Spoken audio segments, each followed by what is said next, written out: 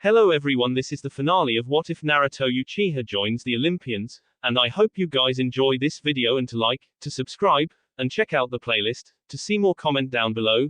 Now let's start the intro. They call me a god. They call me a god. They call me a god. Annabeth, Percy and Grover didn't know what Naruto did, but somehow everything was gone normal for Percy. According to the LA News, the explosion at the Santa Monica beach had been caused when a crazy kidnapper fired a shotgun at a police car. He accidentally hit a gas main that had ruptured during the earthquake. This crazy kidnapper, aka Ares, was the same man who had abducted Percy and two other adolescents in New York and brought them across country on a 10-day odyssey of terror. Poor little Percy Jackson wasn't an international criminal after all. He'd caused a commotion on that Greyhound bus in New Jersey trying to get away from his captor. After all, no kid could have done that. Finally, brave Percy Jackson had stolen a gun from his captor in Los Angeles and battled him shotgun to rifle on the beach. Police had arrived just in time. But in the spectacular explosion, 5 police cars had been destroyed and the captor had fled. No fatalities had occurred. Percy Jackson and his 2 friends were safely in police custody. The reporters fed this whole story. They just nodded and acted tearful and exhausted, and played victimized kids for the cameras. All I want, Percy said, choking back in tears, is to see my loving stepfather again. Every time I saw him on TV, calling me a delinquent punk, I knew, somehow, we would be okay. And I know he'll want to reward each and every person in this beautiful city of Los Angeles with a free major appliance from his store. Here's the phone number. The police and reporters were so moved that they passed around the hat and raised money for 3 tickets on the next plane to New York. 0 in the plane 0. Huh. That was easy, Annabeth said. I don't know what Naruto did, but Grover said. Percy said, thanks to him, we all are safe and free. Yes, Annabeth said, but we're not safe. We're in Lord of the Sky's domain. Don't worry about it, Naruto said, who suddenly appeared beside her. He can't do anything with us, because I have his master bolt. Naruto, Percy said in surprised tone as he saw Naruto was sitting beside Annabeth. He was wearing normal civilian dress, black pant and a black jacket with hood. You didn't have a ticket. Am I right? Annabeth asked. Naruto smirked and said, because I don't need it. He stood up and began to walk. Where are you going? Percy asked. I have something to do, Naruto said and walked away from there. He arrived at another seat. He saw a man with white business suit and a woman in a blue business suit were sitting there. He sat in between them. I didn't know that God also need the plane for travel, Naruto said. They smiled at him. You're good, man said. Thanks, Naruto said, so who are you? The man smiled brightly. I am Ether, the ancient god of the upper air. The air the gods breathe on Olympus. And I am Hemera, the woman said with a smile. The goddess of day. We are expecting a great thing from you, Ether said as the two put a hand on each of his shoulders, making him glow for a moment. This is a gift from us. Good luck, Hemera said. Thank you, Naruto said. Then they were gone, no evidence they were ever there. Interesting, Naruto though as his eyes started to shine brightly. They safely reached at LaGuardia. The local press was waiting for them outside security, but they managed to evade them thanks to Naruto, who lured them away using his illusion. They arrived at taxi stand. Percy looked at Grover and Annabeth. Go back to Half-Blood Hill. They protested, but he said, it's mine and Naruto's quest, so we'll have to complete its last part alone. They nodded. Take care both of you, Annabeth said and Grover nodded. Then both of them took taxi for Half-Blood Hill. So what now? Percy asked Naruto. Naruto put a hand on his shoulder and they disappeared in swirling of the vortex. They appeared in front of the Empire State Building's lobby. Percy looked like a homeless kid, with his tattered clothes and his scraped-up face, and Naruto, he was perfectly fine. They went up to the guard at the front desk. 600th floor, Percy said. He was reading a huge book with a picture of a wizard on the front. No such floor, kiddo. I need an audience with Zeus. He gave Percy a vacant smile. Sorry.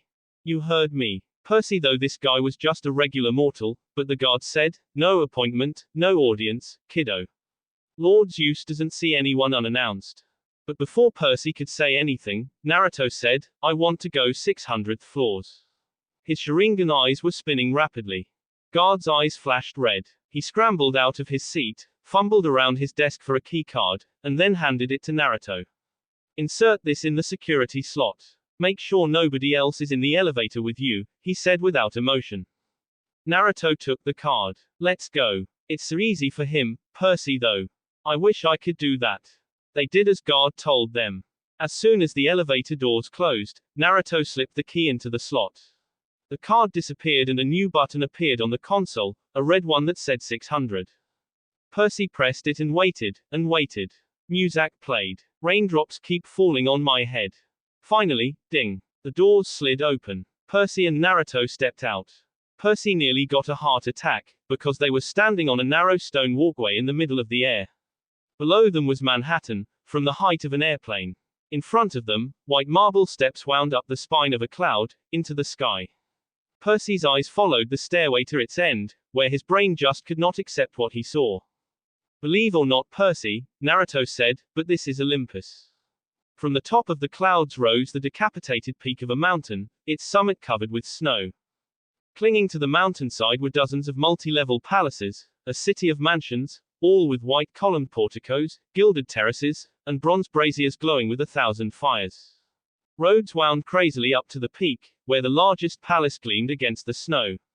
Precariously perched gardens bloomed with olive trees and raised bushes. An open-air market filled with colorful tents, a stone amphitheater built on one side of the mountain, a hippodrome and a colosseum on the other.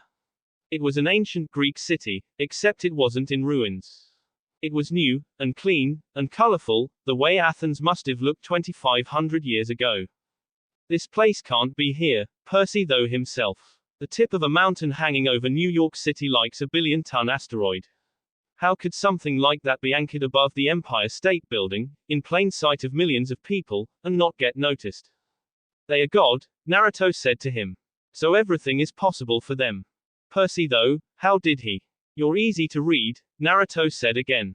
Their trip through Olympus was a daze. They passed some giggling wood nymphs who threw olives at them from the garden. Some of them looking at Naruto with dreamy face. Hawkers in the market offered to sell them ambrosia on a stick, and a new shield, and a genuine glitter weave replica of the Golden Fleece. As seen on Hephaestus TV, the 9 muses were tuning their instruments for a concert in the park while a small crowd gathered. Satyrs and naiads and a bunch of good-looking teenagers who might have been minor gods and goddesses. Nobody seemed worried about an impending civil war. In fact, everybody seemed in a festive mood. Several of them turned to watch them pass, and whispered to themselves, and some people wanted Naruto and Percy's autograph. They climbed the main road, toward the big palace at the peak. It was a reverse copy of the palace in the underworld. There, everything had been black and bronze. Here, everything glittered white and silver. Percy realized Hades must have built his palace to resemble this one. He wasn't welcomed in Olympus except on the winter solstice, so he'd built his own Olympus underground. "It must be my father's favorite place," Naruto said.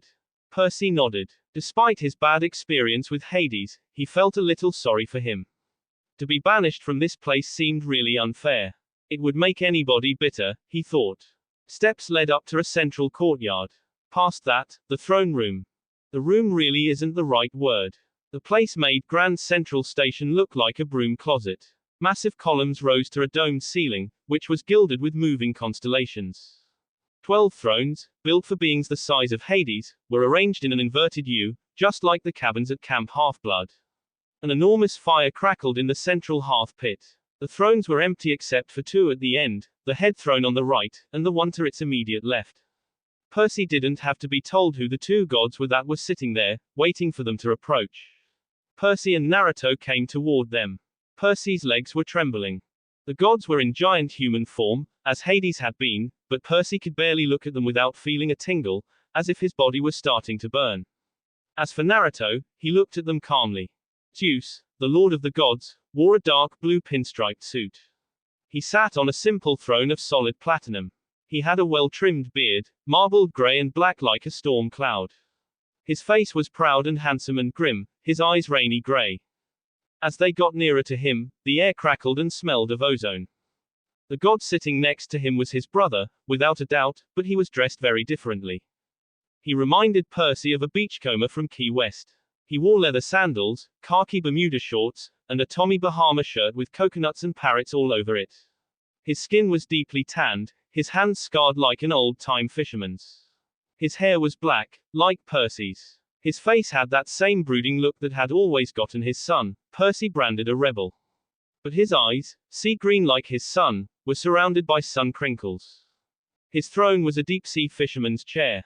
It was the simple swiveling kind, with a black leather seat and a built-in holster for a fishing pole. Instead of a pole, the holster held a bronze trident, flickering with green light around the tips. The gods weren't moving or speaking. They were eyeing on them, and especially Naruto. First, Percy approached the fisherman's throne and knelt at his feet. Father. He dared not look up. His heart was racing. He could feel the energy emanating from the two gods. If he said the wrong thing, Percy had no doubt they could blast him into dust. To his left, Zeus spoke. Should you not address the master of this house first, boy?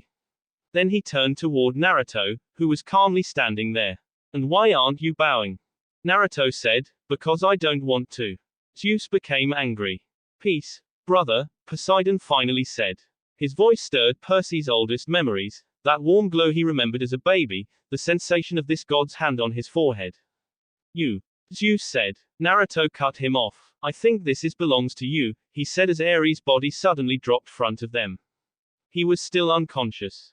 Ares. Zeus said, what happened to him? He is sleeping, because of my illusion, Naruto said. He'll wake up. Now. Ares started to mumble something in his sleep. This is good. You have to take it all in your mouth. Poseidon's placed his head down, hiding a giggle that came to him. Zeus raised his eyebrows that started to twitch. Percy's eyes were as wide as plates. What you did with him? Poseidon asked. Naruto said, I showed him his greatest fantasies. Ares started to mumble again, but this time more loudly. Yes. In your mouth. Just like that, then you start to suck it all in. Zeus slapped his face with an audible smack. Percy looked at Ares like he was crazy, and Poseidon, he started to laugh loudly. I like you, son of Hades, Poseidon said. Thanks, Naruto said, while he was doing his best, and luckily for him succeeded, in keeping the laughter inside. Ares. Zeus shouted angrily. Quickly Ares stood up on his feet. Why yes, father, he said, and he looked at his surroundings. He noticed he was in Olympus, in front of Zeus and Poseidon. He also saw Naruto and Percy. Oh great, after having a great dream, I wake up in a nightmare, he thought. Ares. Zeus said, do you remember what you did? Well, Ares said, and he started to remember about Master Bolt, his fight with Percy and Perseus. After that he remembered about Cronus and his fight with Naruto. Shit. Why yes, father. Do you have anything to say? Why yes, Ares said, I'm not totally responsible for this. It was Cronus' influence responsible for my behavior. Zeus narrowed his eyes. Go back, he said. We'll discuss about it and your punishment later. Yes, father, Ares said. He turned back and looked at Naruto. Naruto Uchiha, thank you for saving me from Cronus. You're a great warrior. Naruto surprised at this. You're welcome. Then he looked at Percy. And you, he said, you have completely humiliated me and sealed your fate. Every time you raise your blade in battle, every time you hope for success, you will feel my curse. Beware, Perseus Jackson, beware. Then he vanished from there. Percy looked at Naruto and asked, why does he hate me and not you? I can give answer of your questions, Percy, Poseidon said. Percy looked at his father. You have hurt his pride. It's humiliating to him, because he had lost the fight with a kid. He pointed at Naruto. As for your friend, he never fought with him. It was Perseus, who fought with him, and he was a great hero. Hades' son had particularly saved him from Cronus' mind control. That's great. Percy muttered to himself. That's enough, Zeus said. He turned his head toward Naruto. I want to ask you a question. Naruto raised his eyebrows. Where did you learn to use black lightning? Why do you want to know? Naruto asked. Give answer to my question. Zeus roared angrily. Lightning is my element, so it's my right to know. He is angry, because he can't use black color of lightning, Poseidon muttered to himself. Percy heard him and he was trying to not laugh. Naruto said, I'm born with it. What? A child of Hades, who has born with lightning power. Zeus shouted. I've never heard anything like this before. Then again, you are the child of prophecy. I was child of prophecy. Naruto corrected him. And I don't believe in prophecies. Poseidon and Zeus surprised at this. Nor I believe in fate and destiny. We can change our fate. We can forge our own paths. Because not everything is set in stone. Interesting child, Poseidon though. Very well, Zeus said. Now give me my bolt. It is not that easy, Naruto said. If you want your weapon, then you have to give me something in return. What is he thinking? Percy thought. This kid has guts, Poseidon thought. What? Zeus shouted, shaking the very foundation of Olympus. His eyes glowed electric blue with anger. Give me my bolt. It's your quest. Your hero. But I'm not a hero, Naruto said calmly. Zeus, Poseidon and Percy did surprised by this. I am a ninja, and ninja don't work free. You'll have to pay me something, because I'm not cheap. Arrogant child, Zeus roared at Naruto. He flared his blue aura. Percy moved away from Naruto. I can kill you for your disrespectful behavior. No, you can't. What? If you killed me, you'll have to answer my father, grandmother and great-grandfather, Naruto said. His eyes flashed red. There is also one more thing, that I am not easy to kill. He flared his own black aura. Their aura's powers were easily matched with each other. Behind them, Percy found out hard to breathe in heavy pressure. He dropped on his knees. Poseidon put a hand on his son's shoulder. Take a deep breath, Percy, he said. Percy nodded, and somehow he was feeling better. Poseidon looked at both Naruto and Zeus. This kid has so much power, and it is still increasing. His aura's power easily matches with Zeus, but then again, brother isn't using his full power, he thought. Both flared their auras again. The air became heavy. Olympus started to tremble, and then, suddenly all stopped. You're brave, son of Hades, Zeus said. His and Naruto's aura disappeared. So what do you want in return? Money. I don't need money. Then take this, Zeus said as he opened his palm and summoned Blue Ball, crackling with electricity. He sent it toward Naruto. Blue Ball entered into Naruto's body. For a few seconds, his whole body lit up with black lightning. Thank you, Naruto said. I think this is yours. And he summoned a Master Bolt. I can always help you, if you paid me well. I'll think about it, Zeus said as he opened his palm. The Master Bolt flew into it. As he closed his fist, the metallic paints flared with electricity, until he was holding what looked more like the classic Thunderbolt, a 20-foot javelin of arcing, hissing energy. We'll meet in future, son of Hades. Now, I have to go personally somewhere. He rose from his throne and looked at Percy. You have also done good work, boy. Only a few heroes have accomplished this much. I had help, sir, Percy said. Grover Underwood and Annabeth Chase. Whatever, Zeus said, but do not presume to fly again. Next time I won't be merciful. Thunder shook the palace. With a blinding flash of lightning, Zeus was gone. Your uncle, Poseidon sighed, has always had a flair for dramatic exits. I think he would have done well as the god of theater. Interesting style of teleportation, Naruto said. But mine is better. Percy breathed a sigh of relief. How did you do that? He asked Naruto. It is simple. I know how to talk with people like him. People like him. People like my grandfather, Naruto said. Zeus and my grandfather's personalities are same. After that, Percy didn't ask him anything. Poseidon looked at Naruto. Thank you for saving my son, he said. What do you want in the reward? If you really want to give me reward, Naruto said. Then I want to touch your weapon, trident. Both Percy and Poseidon surprised at his request. Why? It is Last Big Three's weapon, which I have to touch. Very well, Poseidon said, and his trident started to float. Then it suddenly shrank in size and flew toward Naruto. Naruto caught trident with his right hand. He began to examine it. It's really powerful weapon, he said, but no one noticed his eyes flashed red for a few seconds. Thank you. Then trident returned back to Poseidon. I have completed your request, Poseidon said, and this is your reward for stopping father. Then a water bubble formed around Naruto. It shined brightly before vanishing in small water particles. Thank you, uncle, Naruto said before he turned back to Percy.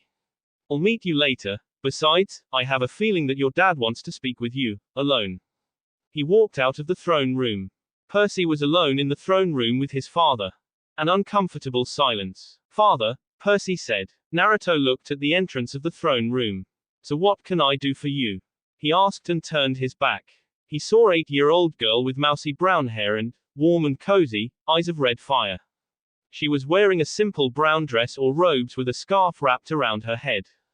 You're unique, son of Hades, she said. Thank you, Naruto said. And you are? I'm Hestia, goddess of the hearth, home, and family. You are Aunt Hestia. Aunt. It feels weird because of your age.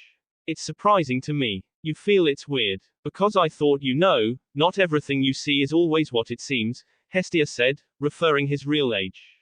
Yes, you're right, Naruto said with a smile. So what can I do for you? Having vowed to be a virgin forever, I have no children and I know you will do many great things in the future, Hestia said. You don't have my blood, but I want to claim you my son. I'll be happy to be your son, Naruto said. Hestia smiled and held his hand. Then a red flame-like aura began to appear around Naruto, enveloping him. When it cleared, the symbol of a hearth appeared about him for a brief second. Thank you, Naruto said. You're welcome. I'm expecting a great thing from you, Hestia said. I think they have finished the discussion. Good luck for future. And she vanished in a flash of light. He saw Percy, so he disappeared and reappeared behind him. He put a hand on Percy's shoulder. What? Percy shouted and jumped away in fear. Then he saw it was Naruto. Don't do that, Naruto. Completely ignoring him, he asked Percy, what did your dad tell you? Dad said that he was sorry he gave me a hero's fate, because I was born. Percy said. Take my advice, Percy. We can change our fate, Naruto said. Percy nodded. As they walked back through the city of the gods, conversations stopped. The muses stopped their concert. People and satyrs and naiads all turned toward them. Their faces filled with respect and gratitude, and as they passed, they knelt, as if they were some kind of hero. Naruto saw several females were blushing and some of the younger ones eyed him hungrily. I don't need fangirls, Naruto though. He put a hand on Percy's shoulder. Percy, let's go, he said as black flame enveloped both of them. The flame increased suddenly and then in a flock of crows vanished completely. People saw no one was there. They were gone. From the throne room, Poseidon saw Naruto's dramatic exit. He is just like Zeus, he said to himself, but I'm agreeing with him. His technique is better than brother. Naruto and Percy appeared in front of Percy's mom's apartment. Percy turned to Naruto. He noticed a dimension gate behind him. Aren't you coming to my house with me? Naruto shook his head. No. I'll meet you at Camp Half-Blood. I have a feeling that you will be there soon anyway. Percy nodded and smiled. So see you there, Percy. Then he disappeared in Dimension Gate. Percy rang the doorbell, and saw his beautiful mother, smelling of peppermint and licorice. Percy. Oh, thank goodness. Oh, my baby. Zero with Naruto, in his personal dimension Zero. Naruto appeared in his pocket dimension. He had a smirk on his face. He looked at circular platform and started to jump on them. A few minutes later, he landed in one particular platform. It was bigger than all platforms. It had 3 pillars and each of them had a small jar on top. 2 jars had filled with energy and 1 jar was empty. Naruto walked near empty jar and put a hand on it. His eyes glowed and the jar had filled with sky blue energy, like water. Trident symbol appeared on the pillar. Small part of Poseidon's trident, Naruto said to himself. Then he looked at next pillar. It had a jar, which contained darkness. The pillar had Hades symbol on it. Part of the father's helm of darkness. Then last pillar, it had Zeus symbol on it and the jar was holding a crackling blue electricity. And the last, the part of the most powerful weapon, Zeus Master Bolt. What are you going to do with them, Master? Karasu asked as she landed on his shoulder. I've something in my mind, Naruto said to her. But we'll have to find someone. Who? Who made Zeus, Poseidon and Hades weapons? The Cyclopes. You mean? Naruto nodded and said, but not now. We'll find about them later. Then he vanished in swirling of the vortex. Percy arrived at Half-Blood Hill. He saw Chiron, Annabeth and Grover were waiting for him at Talia's tree. Then he noticed Naruto's absence. Hey, where is Naruto? I thought he was with you. Annabeth said. He vanished after dropping me at my home, Percy replied. Oh, I am sure he is fine. Grover said. He is Naruto. I'm agree with him, Chiron said. Now, let's go. He smiled at him. We are going to celebrate your victory. Percy asked, why? Because, You are the first heroes to return alive to Half-Blood Hill since Luke 0 with Naruto 0. Far away from camp, Naruto was standing on top of the hill, watching the sun rise. The sky was shining with 1,000 shades of color. Beautiful, isn't it? Someone asked from beside him. Yes, it's beautiful, Grandma, Naruto said and looked at his grandmother Amaterasu and smiled at her. What is your answer? She asked. Yes, I'm ready for training trip. She smiled. I'll come pick you up at the end of summer. Naruto nodded and saw she disappeared in black flame. 0 back to Half-Blood Camp 0. They're here. One by one, the campers noticed Percy and his friends' arrival. They began to gather at the gates, congratulating them on a job well done. That was awesome, Percy. Welcome. Welcome to the camp, heroes. They saw Naruto wasn't with them. Where is Naruto? Yes, where is he? All campers started to ask about him, but before Chiron could answer them, Naruto appeared there by using a dimension gate. He looked at all campers and said, sorry, I'm late. A few minutes silence. One camper from Hermes' cabin shouted, that was so cool. All campers surrounded him and began asking him questions. That was an awesome fight. How you did it. You are hot, a girl said from Aphrodite's cabin. Then unexpectedly Clarice and her cabin mates came toward him. The atmosphere became tense when Clarice walked near him. There was absolute silence there. We want to thank you for saving my dad, she said. They were surprised at her unexpected behavior. You're welcome. It broke the awkward silence and tension. The campers started talking again. Clarice looked at Percy and glared at him, then turned and walked away from there. Now campers, Chiron said. Today, we have a big celebration to honor our heroes. Everyone except Ares' cabin started cheering. Suddenly, their eyes widened and the whole camp let out a gasp. Above the returning heroes' heads except Grover were their family symbols. Though they had all seen their symbols before, but they were shocked by symbols on Naruto's head. Because there was a fourth symbol on his head, the hearth, the symbol of Hestia. How is this possible? Chiron said. She doesn't have any kid. I met her in the Olympus. She said that she doesn't have any kid, because of her oath, and she wants to claim me as her son, Naruto said, surprising everyone. So I said yes. It's no big deal. He saw everyone was still in shock. Well, see you later. And he disappeared in Murder of Crows.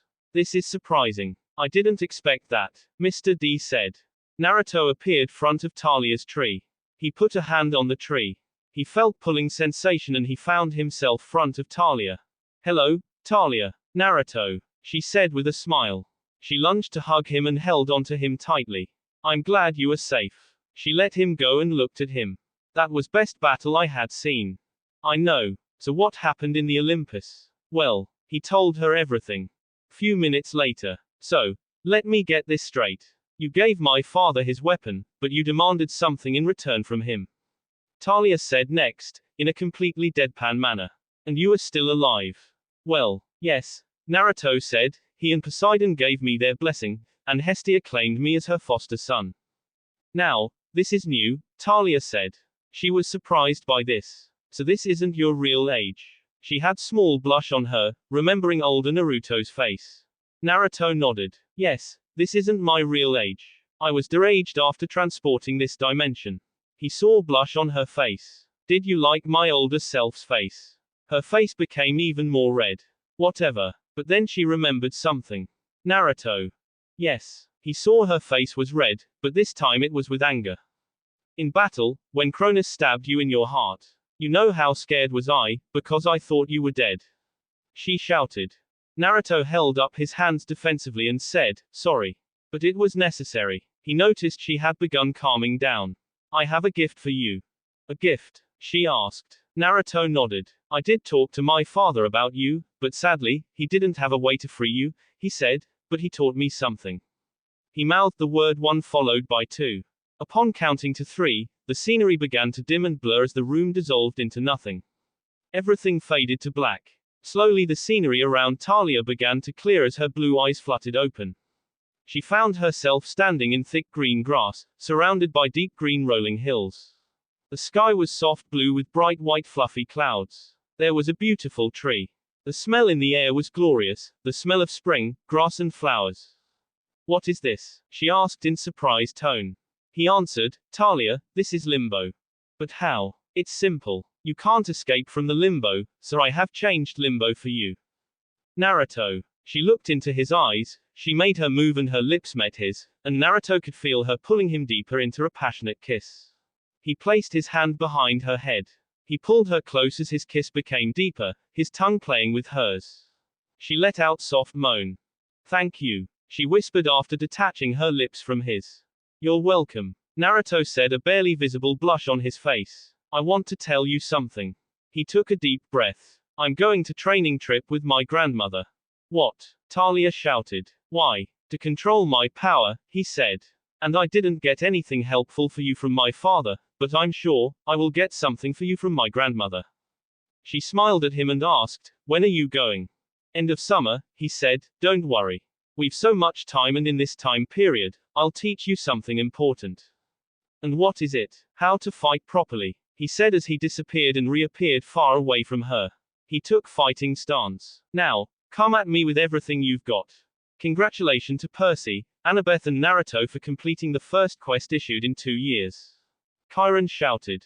The celebration for the group completing the quest was big. Everybody treated them as if they had won some reality TV contest.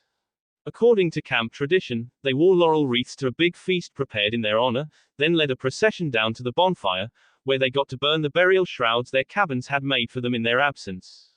Annabeth's shroud was so beautiful, gray silk with embroidered owls. Being the son of Poseidon, Percy didn't have any cabin mates, so the Ares cabin had volunteered to make his shroud. They'd taken an old bedsheet and painted smiley faces with X'd out eyes around the border, and the word loser painted really big in the middle. For Percy, it was fun to burn. Naruto was like Percy, he didn't have any cabin mates, but some girls from camp and mainly from Aphrodite's cabin made his shroud. It was beautiful silver and black shroud that had the Hades symbol in the middle with his other symbols, Chaos, Hestia and Amaterasu, surrounding in triangle formation. How did they make a shroud for him, but not for me? Percy asked Annabeth. They all are from Naruto fan club, Annabeth said as she looked toward most of the girls in the camp were sitting. Naruto has his own fan club, Percy said, and he turned to see that most of the girls were all staring at Naruto with hearts in their eyes.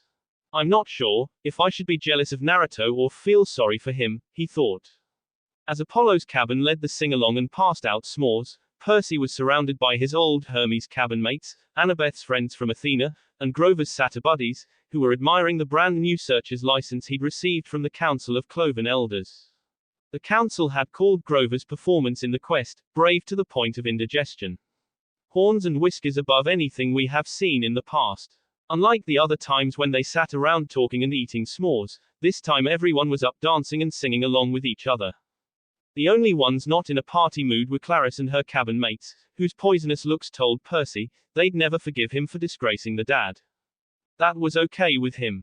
And Naruto. He was sitting far from them on tree branches. Why aren't you in the party? I don't like parties, Aunt Hestia, Naruto said without looking at her. Hestia smiled and sat down beside him. After a few minutes' silence. So what are you doing here? He said. To meet you, she said. They sat silently for a few minutes. Who was a real lightning thief? Naruto. He looked surprised. I know Ares isn't the thief. God can't take other gods' property directly.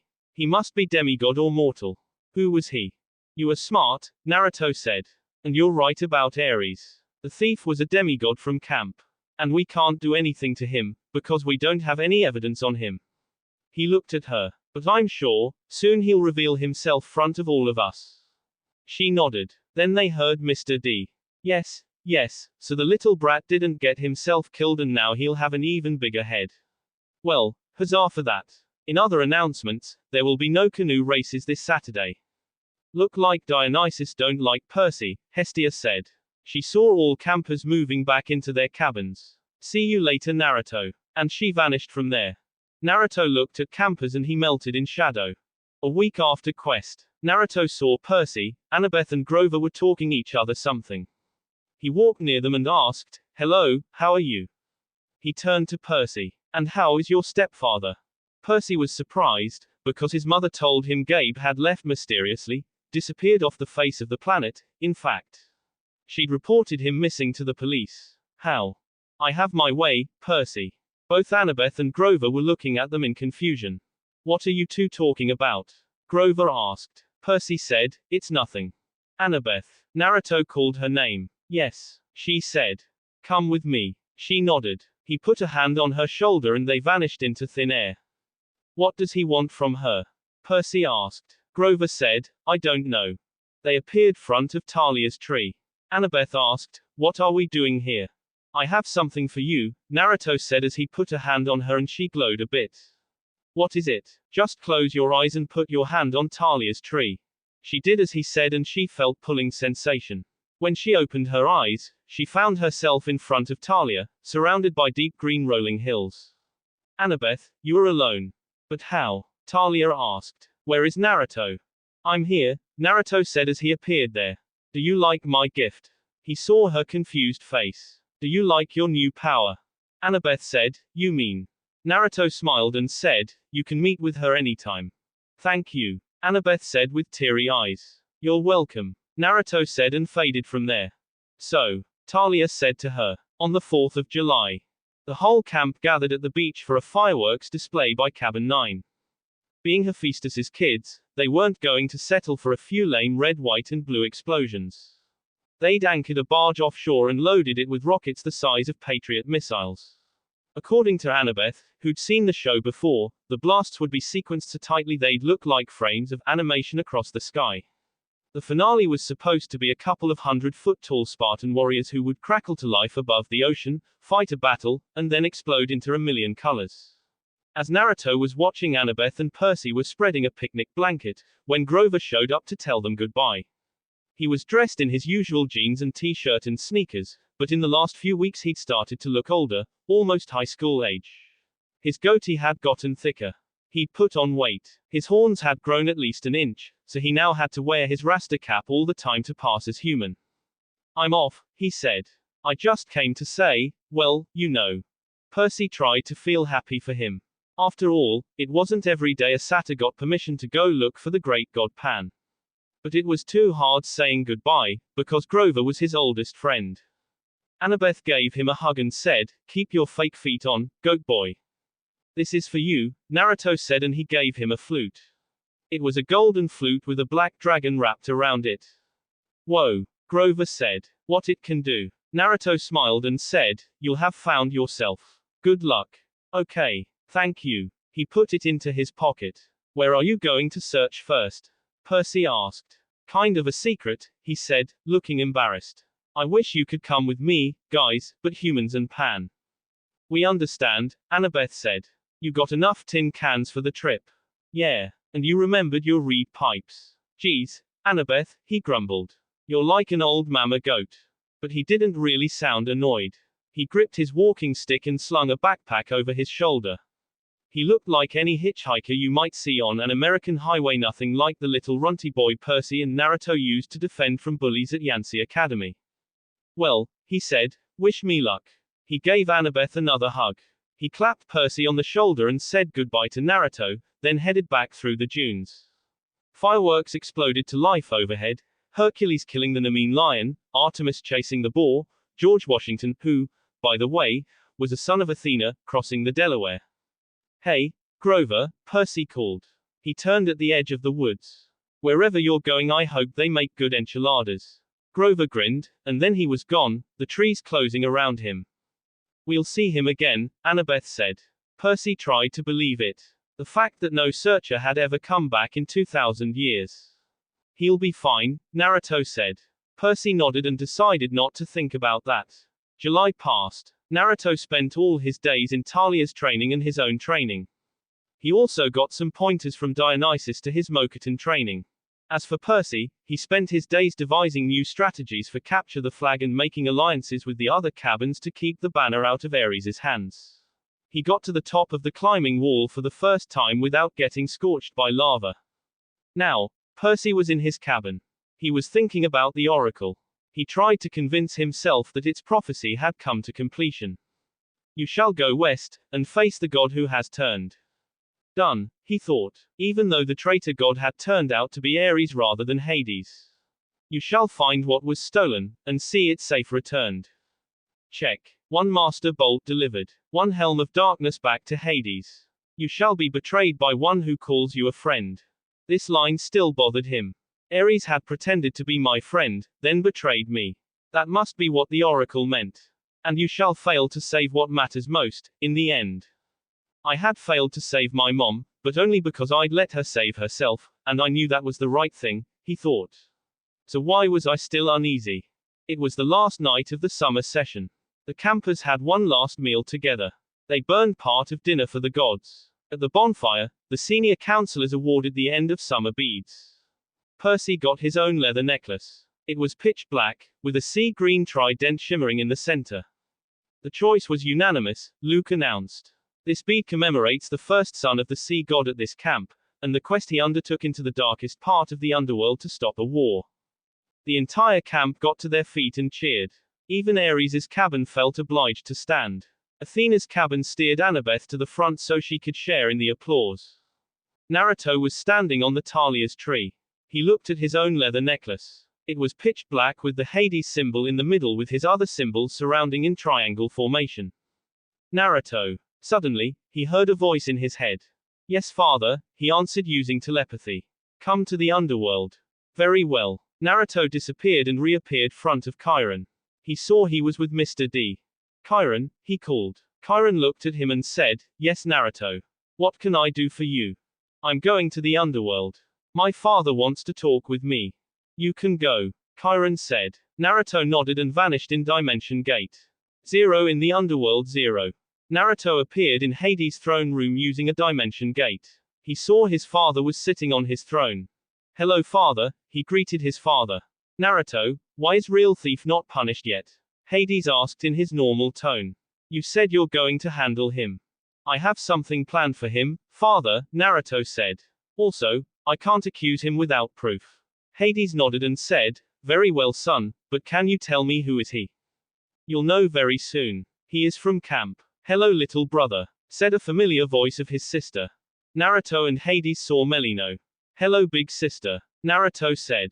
Are you free? Why? So we can exchange our illustration techniques. Sure, why not? Naruto said. 0 back to Half-Blood Camp 0. Percy got to the sword fighters arena and he saw Luke. His gym bag was plopped at the edge of the stage. He was working solo, wailing on battle dummies with a sword he had never seen before. It was a regular steel blade, because he was slashing the dummies' heads right off, stabbing through their straw-stuffed guts. His orange counselor's shirt was dripping with sweat. His expression was intense. Percy watched, fascinated, as Luke disemboweled the whole row of dummies, hacking off limbs and basically reducing them to a pile of straw and armor. They were only dummies, but Percy still couldn't help being awed by Luke's skill. The guy was an incredible fighter. It made him wonder, again, how he possibly could have failed in his quest. Luke saw Percy, and stopped mid-swing. Percy. Sorry, Percy said, embarrassed. It's okay, Luke said, lowering his sword. Just doing some last-minute practice. Those dummies won't be bothering anybody anymore. Luke shrugged. We build new ones every summer. Now his sword wasn't swirling around, Percy saw something odd about it.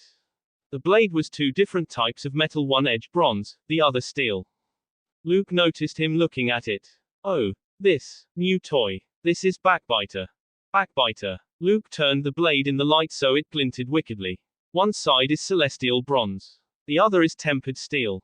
Works on mortals and immortals both. Percy remembered what Chiron had told him when he started his quest, that a hero should never harm mortals unless absolutely necessary. I didn't know they could make weapons like that, he asked. They probably can't, Luke agreed. It's one of a kind. He gave him a tiny smile, then slid the sword into its scabbard. Listen, I was going to come looking for you. What do you say we go down to the woods one last time, look for something to fight? Percy didn't know why, but he felt odd. Ever since they had gotten back from the quest, Luke had been acting a little distant. You think it's a good idea? He asked. Come on. He rummaged in his gym bag and pulled out a 6-pack of Cokes. Drinks are on me. Percy stared at the Cokes, wondering where the heck he'd gotten them. Sure, he said and took the Cokes, why not? They walked down to the woods, but they didn't notice the Black Raven was watching them from a distance. They found a shady spot by the creek where Percy had broken Claris's spear during his first capture the flag game. They sat on a big rock, drank cokes, and watched the sunlight in the woods. After a while Luke said, "You miss being on a quest. With monsters attacking me every 3 feet. Are you kidding?" Luke raised an eyebrow. "Yeah, I miss it," Percy admitted. "You." A shadow passed over Luke's face. He looked weary and angry. His blonde hair was gray in the sunlight. The scar on his face looked deeper than usual. "I've lived at Half-Blood Hill year-round since I was 14, he said. "Ever since Talia, well, you know.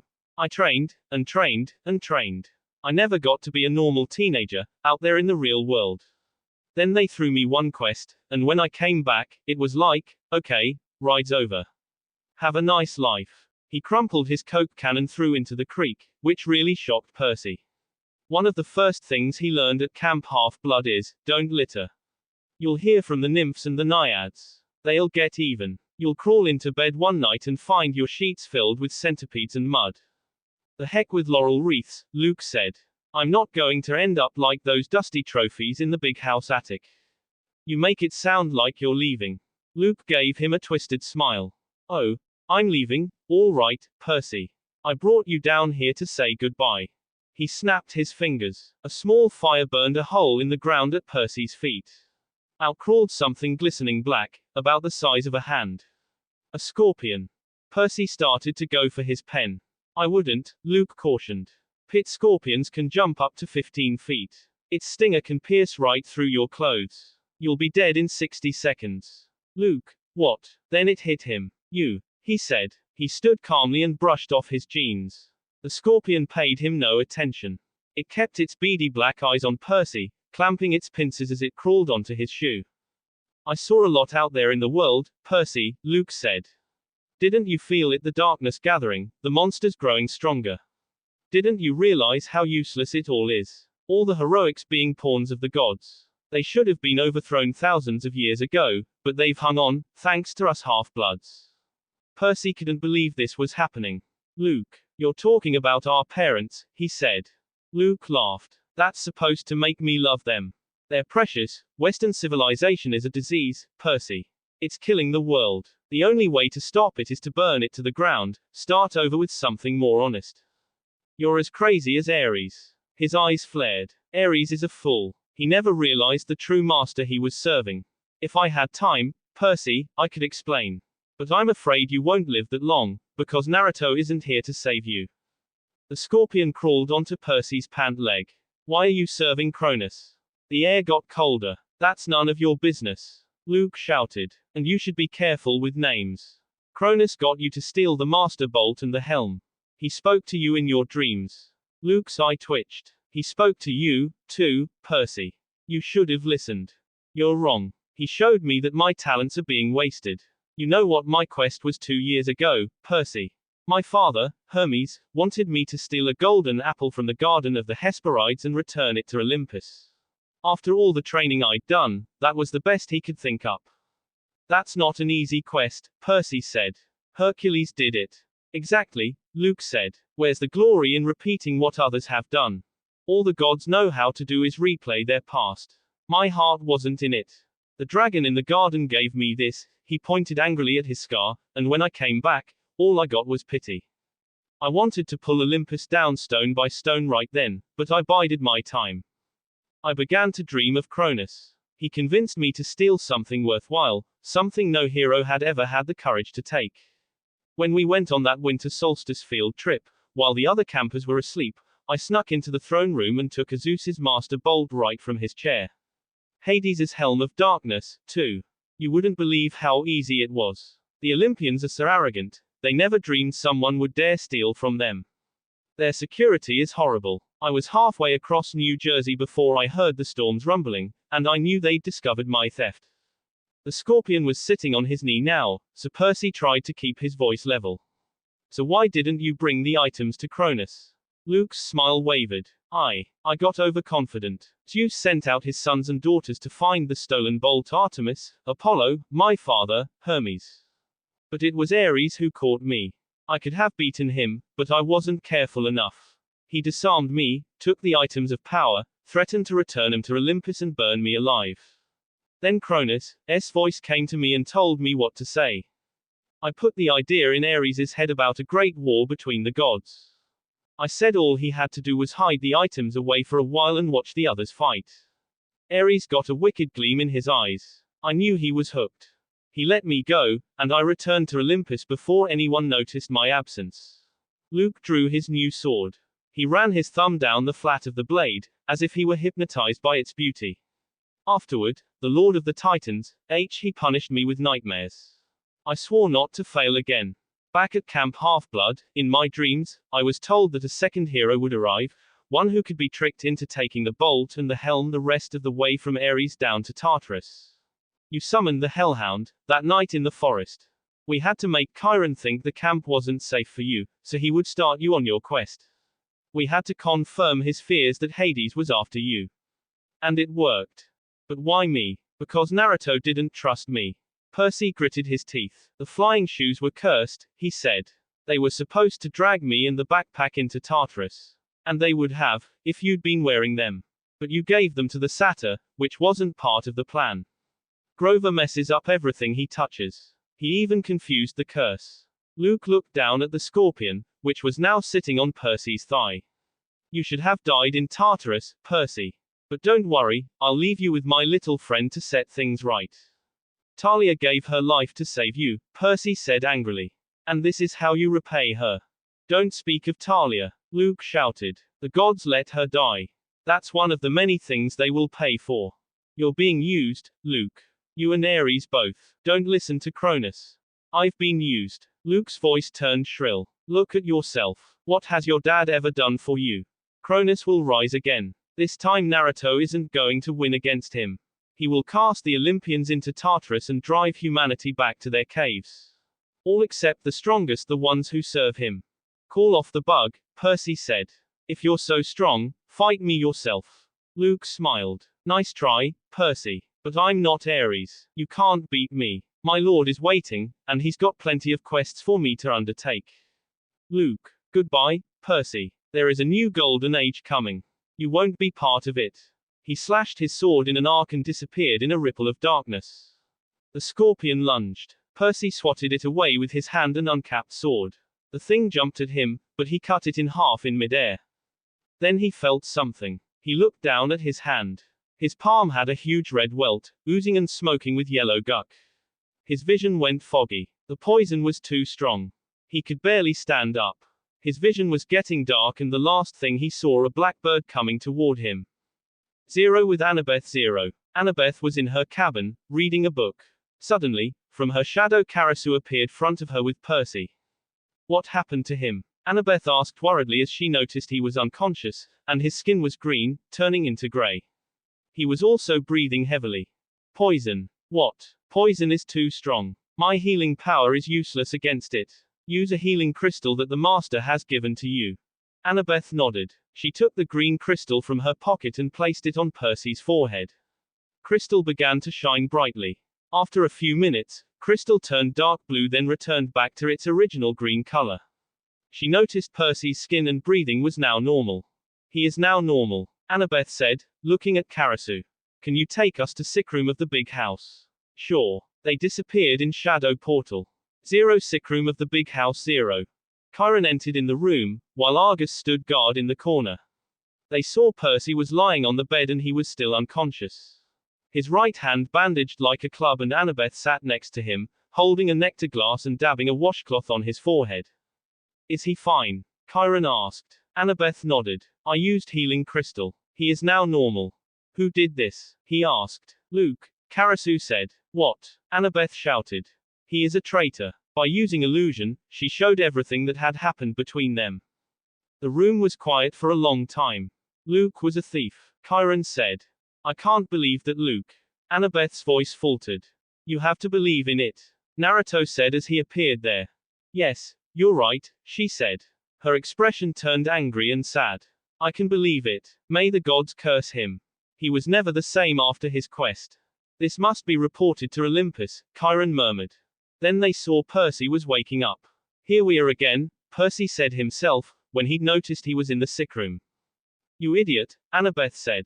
She was overjoyed to see him conscious. How are you feeling? Naruto asked. Like my insides have been frozen. Let me check you. Naruto's hand was now glowing green. Then he placed her hands over Percy.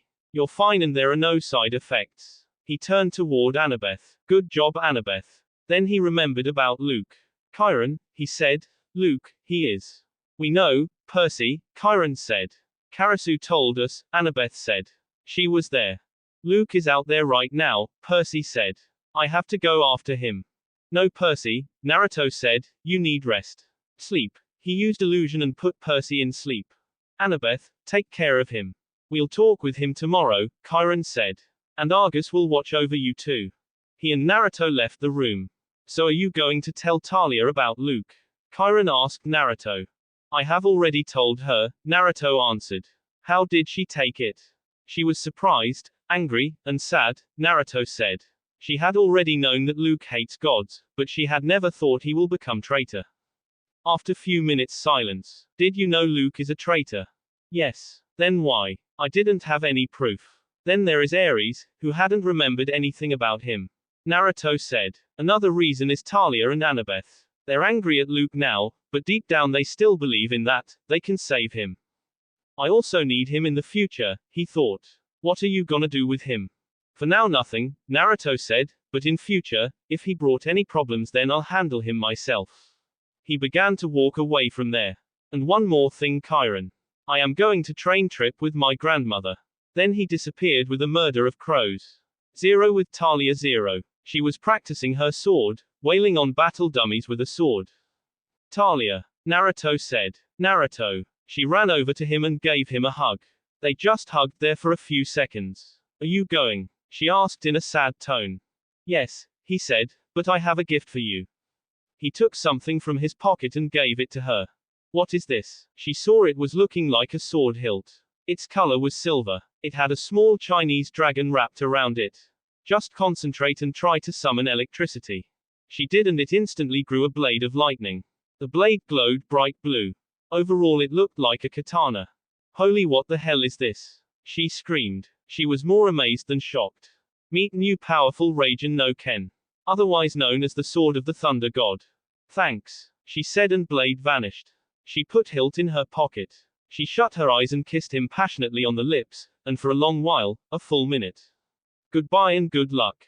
Goodbye, Talia, Naruto said and faded from there. In the early morning, Naruto appeared in the camp. The camp was completely silent.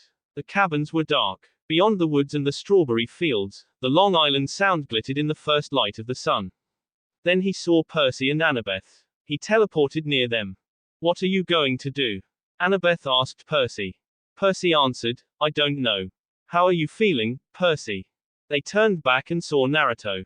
Naruto, Percy said. Then he noticed his backpack. Where are you going? Annabeth also had the same question. I'm going to training trip with my grandmother. When? Annabeth asked in a surprised tone. Naruto answered, now. What? Both Annabeth and Percy shouted. But in this early morning? Percy asked. Percy, who is my grandmother?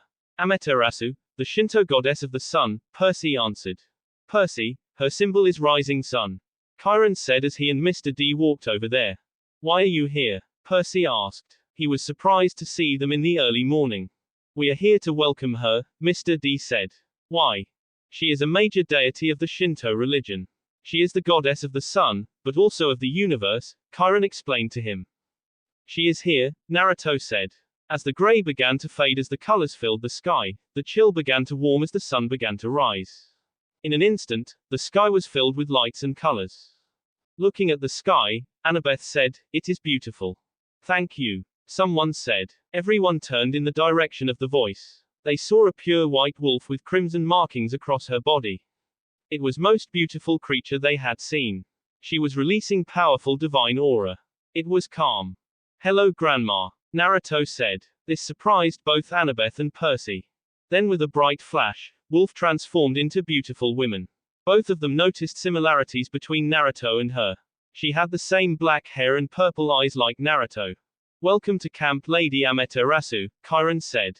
She nodded, and she turned toward Naruto. Naruto-kun, are you ready? Naruto nodded his head. Then she saw Annabeth and Percy. So those are your friends? Yes, Grandma. Those are my friend, Annabeth and Percy, Naruto said and walked toward her. It was very nice to meet you both, she said to Annabeth and Percy. It's our honor to meet you, Lady Amaterasu, Annabeth said with a slight bow. Percy also bowed down front of her. Amaterasu smiled and then looked at Naruto. Time to go, Naruto-kun, she said. Goodbye, Naruto said. Then they disappeared with black flame. That will be it for this video. If you want more, comment down below, like, subscribe. And see you guys later.